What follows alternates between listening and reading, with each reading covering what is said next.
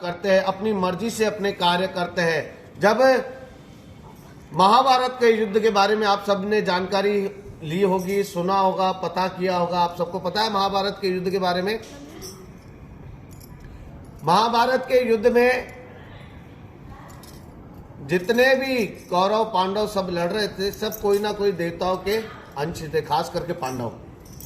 अर्जुन थे, इंद्र के पुत्र थे, इंद्र के पुत्र थे ना, अर्जुन इंद्र के वरदान से हुए थे, युधिष्ठिर धर्मराज के वरदान से हुए, उसी प्रकार से भीम वायु से हुए।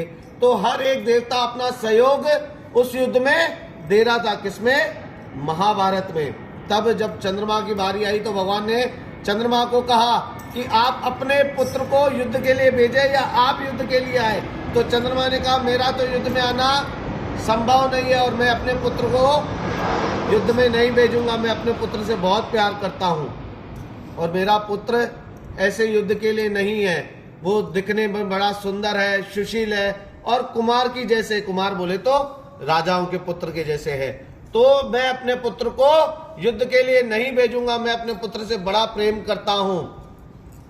तो भगवान ने निवेदन किया, भाई ऐसा तो चलेगा नहीं, सारे देवता अपनी हाजिरी दे रहे हैं और आप में से कोई तो चलेगा, या तो आप चलो या अपने पुत्र को भेजो। तब चंद्रमा ने बोला कि हे माधव, हे श्री कृष्ण, आप अगर प्रार्थना कर रहे हैं तो मैं अपना पुत्र आपके साथ भेजता हूं, सिर्फ आपके कहने से, आपकी जिम्मेदारी पे भेजता हूं, पर मेरी एक शर्त है। तो भगवान ने बोला क्या शर्त है, आप बताएं।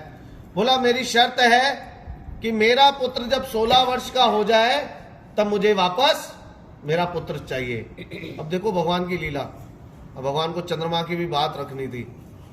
उस पुत्र के बारे में आप लोगों ने जानकारी है कि वो कौन था चंद्रमा का पुत्र? अभिमन्यु।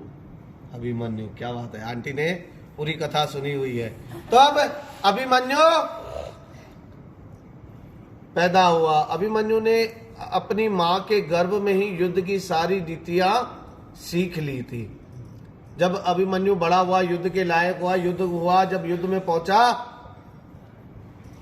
तो युद्ध में उस दिन क्या हुआ, कौरवों ने एक षड्यंत्र के द्वारा अर्जुन को युद्ध भूमि से काफी दूर भेज दिया था कि अर्जुन अगर जब तक वापस आएगा तब तक सूर्यास्त हो चुका होगा और सूर्यास्त के बाद युद्ध नहीं होता है। तो जब अर्जुन वहां से चला गया तो उन्होंने एक चक्रव्यूह की रचना की।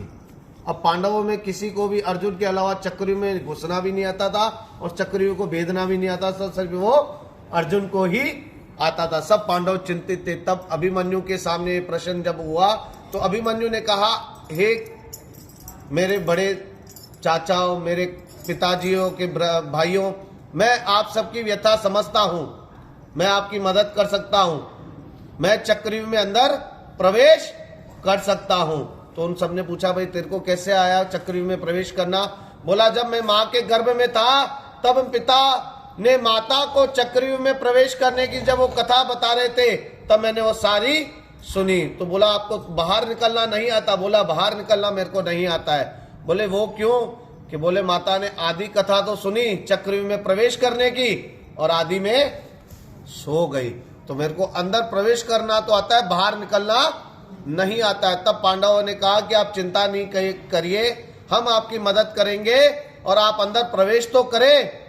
अब देखो उनके जो ताऊजी थे या चाचा जी थे, जो भीम, युधिष्ठिर, ऐसे महान योद्धा जब आगे से कह रहे कि हम आपकी मदद करेंगे तो एक प्रकार का डर खत्म हो जाता है। जब हमारे पीछे कोई बड़ी शक्ति का हाथ होता है तो हमारे मन से भी डर खत्म हो जाता है। जब युद्ध हुआ, अभिमन्यु ने चक्रव्यूह में प्रवेश किया तो पांडव तो पहले द्वार से ही बाहर कर दिए गए, अकेला अभिमन्यु ही रह गया। जब अभिमन्यु युद्ध के लिए जा रहा था, चक्रव्यूह में प्रवेश करने के लिए जा रहा था, तब उसने सबके पांव छुए, अपने बड़ों के सबके पांव छुए। तो सबने उसको, किसने कहा जीते रहो, किसी ने कहा विजयी भव, ऐसे इस प्रकार से आशीर्वाद दे रहे थे। जब उसने भगवान श्री कृष्ण के पांव छुए तो भगवान श्री कृष्ण ने क्या बोला?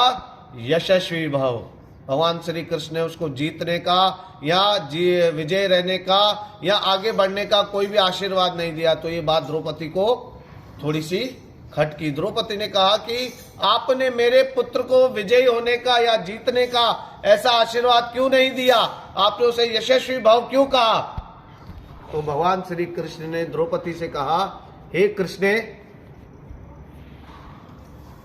इस महाभारत के युद्ध में जितने भी योद्धा हैं उन सब में मेरा हृदय से जो प्रिय योद्धा है मेरा भांजा अभिमन्यु है।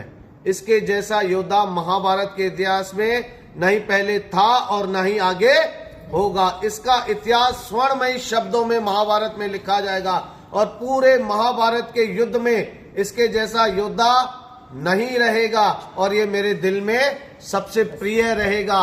और योद्धाओं में जब भी नाम लिया जाएगा अभिमन्यु का सर्वश्रेष्ठ नाम लिया जाएगा। सबसे पहले अभिमन्यु के नाम की चर्चा की जाएगी। देखिए, भगवान श्री कृष्ण को मालूम था और वो चक्रव्यूह में जब प्रवेश किया वो मर गया तो उसको चंद्रमा के पास वापस भेजना जो था, कि चंद्रमा ने वरदान मांगा था ना कि मेरा पुत्र 16 साल का हो जाए तो मेरे को वापस मेरा पुत्र चाहिए। तो भगवान सारी चीजें पहले से ही सोच के करते हैं। बोल श्री कृष्ण कन्हैया लाल।